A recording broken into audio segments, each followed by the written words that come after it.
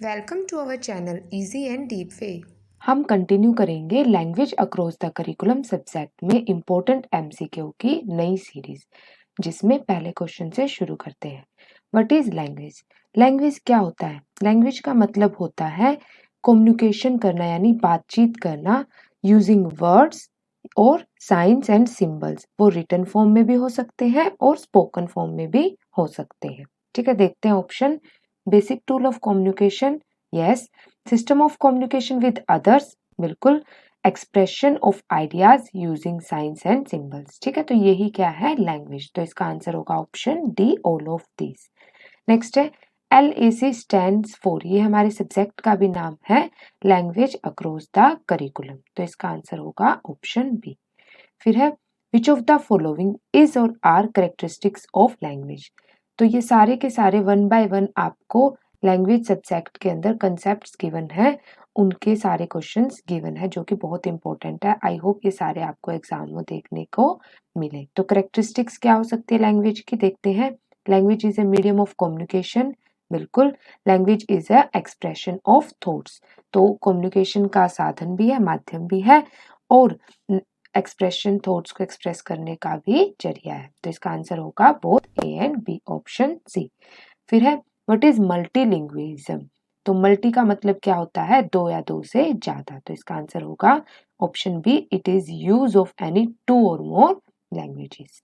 ठीक है, नेक्स्ट है curriculum reflects the culture of.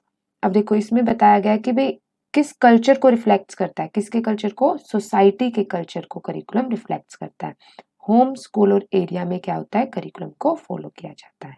तो ऑप्शन ए होगा इसका आंसर। फिर है करिकुलम क्या होता है?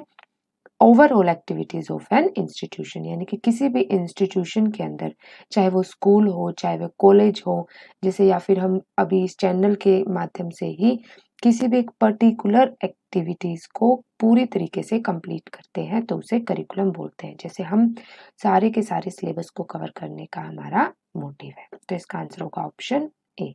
फिर syllabus is a part of, तो सिलेबस किसका पार्ट माना जाता है? करिकुलम का। तो इसका आंसर होगा ऑप्शन होगा आंसर डी। ठीक है, फिर है listening to a lecture is, किसी लेक्चर को सुनना क्या हो सकता है? Information listening, emotional listening, emphatic listening, या नन ऑफ दिस। देखो इंफॉर्मेशन लिसनिंग क्या होता है कि किसी जो लिसनर जो होता है, स्पीकर होता है, उसके मैसेज को समझना। इमोशनल में क्या होता है कि जो स्पीकर है उसकी फीलिंग्स और इमोशंस को समझना। और इम्फेटिक में क्या होता है कि एक्टिव रहना। इसमें क्या होता है, जब भी हम किसी चीज को सुनते हैं तो सुनते सुनते हमारे माइंड में क्वेश्चन जनरेट होते हैं कि हाँ इस ये कहाँ से आया, कैसे होगा, इसका आंसर ये है कि नहीं। तो होगा एम्फेटिक लिसनिंग। तो अब इसका आंसर होगा ऑप्शन ए, इंफॉर्मेशन लिसनिंग। जैसे हमारा मोटिव है आपको हर एक इंफॉर्मेशन पहुंचाना। ठीक है, नेक्स्ट है all are the components of listening except. अब लिसनिंग के कंपोनेंट्स बताए गए हैं, उनमें से कौन सा कंपोनेंट नहीं है? हियरिंग, बिल्कुल ये भी एक कंपोनेंट में आता है। अटेंडिंग, यानी कि बीइंग अटेंटिव, यानी जब हम सुन रहे हैं तो हमें बिल्कुल ध्यान से सुनना चाहिए कि वो क्या कहना चाह रहा है। ये नहीं कि हम इधर उधर की बातों पे फोकस करते हैं कि नहीं उसकी आवाज कैसी है, उसके एक्सप्रेशन कैसे हैं। हमें सिर्फ देखना चाहिए कि सामने वाला क्या कहना चाह रहा है। आंसरिंग या फिर अंडरस्टैंडिंग एंड रिमेम्बरेंस, यानी कि जब भी हम सुनते हैं तो उसको समझना भी है और उसको याद भी रखना है फ्यूचर के लिए।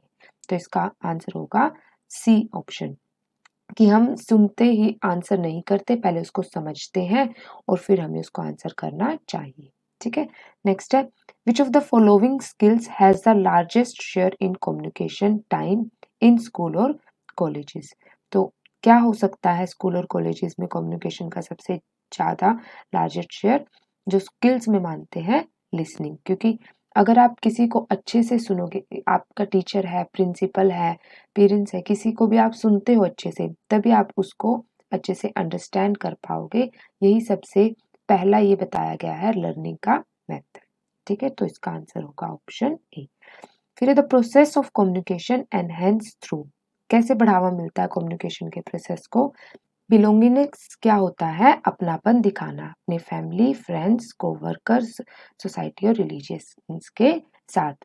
और सिक्योरिटी और फ्रीडम, यानी कि हमें किसी भी चीज़ को चॉइस करने की पूरी सिक्योरिटी और फ्रीडम होती है। और informality of meeting and avoidance pressure, यानी कि हमें कभी भी किसी के दबाव में आके कोई भी चीज़ें नहीं करनी चाहिए क्योंकि हम उसमें सक्सेसफुल नहीं हो पाते। तो इसका आंसर होगा all of these.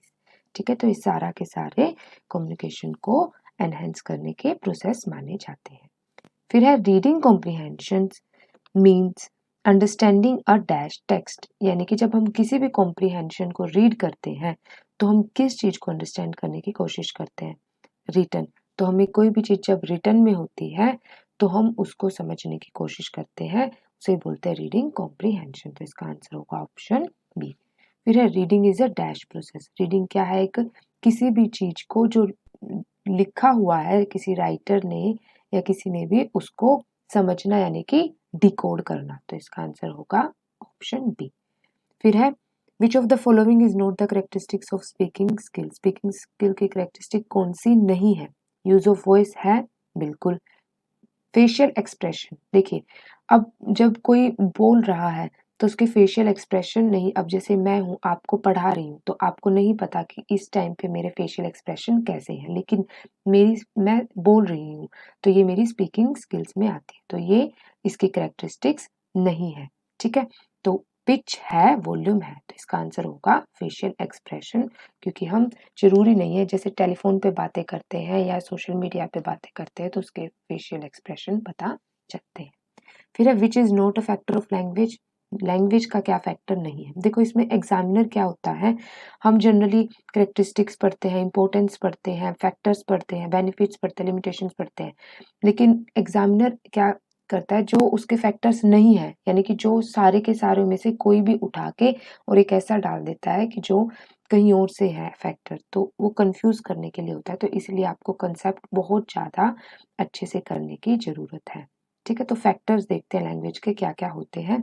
Repetition of voice होता है, इनकरेक्ट प्रोनाउंसिएशन भी होता है, लाउड वॉइस भी होता है, लेकिन नो चेंज ऑफ वॉइस ये फैक्टर में नहीं आता कि वॉइस में अप डाउन्स चलते ही रहते हैं। अब है नेक्स्ट है importance factor of language is. अब लैंग्वेज का इम्पोर्टेंट फैक्टर क्या है? सबसे इम्पोर्टेंट फैक्टर क्या होता है उसका? डिक्शनरी, यानी कि हर एक लैंग्वेज की एक डिक्शनरी, यानी कि उसके वर्ड्स होते हैं, जैसे इंग्लिश में होती है, जैसे ऑक्सफोर्ड डिक्शनरी है, ऐसे ही हर एक का बहुत इंपॉर्टेंट फैक्टर्स गिवन होते हैं। ठीक है, तो इसका आंसर होगा ऑप्शन सी। नेक्स्ट है लैंग्वेज इज हेल्पफुल फॉर। किस में हेल्प करती है language? Memory level, thinking power, conceptual या लॉजिकल पावर। अब देखिए लैंग्वेज से हम थिंकिंग पावर एनहेंस कर सकते हैं? नहीं। कंसेप्चुअल अपनी कंसेप्ट बिल्डिंग कर सकते हैं? नहीं। जरूरी नहीं है कि हम हर एक लैंग्वेज को सीखें। लॉजिकल पावर, हमें हर एक लैंग्वेज समझ नहीं आती। कई स्टूडेंट्स होते हैं उनको इंग्लिश में समझ आता है, कई होता है सिर्फ उनको हिंदी में समझ आता है, तो वो हमारी मेमोरी लेवल के लिए हेल्पफुल होती है कि कोई भी चीज़ है अगर हमें वो उसको समझ आएगा तो ही हम उसको अचीव और स्टोर कर पाएंगे। तो इसका आंसर होगा ऑप्शन ए। फिर है लैंग्वेज डेवलपमेंट स्टार्ट्स इन। कब स्टार्ट होती है? इन्फेंसी पीरियड में, चाइल्डहुड में, एडल्ट पीरियड में या प्री चाइल्डहुड पीरियड में? तो बच्चा प्री चाइल्डहुड पीरियड में, यानी कि जब वो बोलना सीखता है उसी टाइम उसकी लैंग्वेज डेवलपमेंट शुरू हो जाती है। तो इसका आंसर होगा ऑप्शन डी। फिर है language development is related to. किससे रिलेटेड होती है? Emotional fact, functional fact, common sense fact या नन ऑफ दिस। अब देखो किसी के इमोशन से हम उसकी लैंग्वेज का पता नहीं लगा सकते, फंक्शंस उसके कैसे एक्टिविटी करता है उससे भी नहीं पता कर सकते, लेकिन कॉमन सेंस से उसकी लैंग्वेज का पता लगा सकते हैं कि भाई कैसे वो हर एक एक्टिविटी को परफॉर्म करता है। तो इसका आंसर होगा ऑप्शन सी। फिर है the vocabulary of a normal child at the age of 7 years. अब ये चीजें आपको लर्न ही करनी पड़ेगी कि 7 साल के बच्चे में 6000 वर्ड्स की डेवलपमेंट हो जाती है। आई होप आपको ये सभी क्वेश्चन समझ आए होंगे।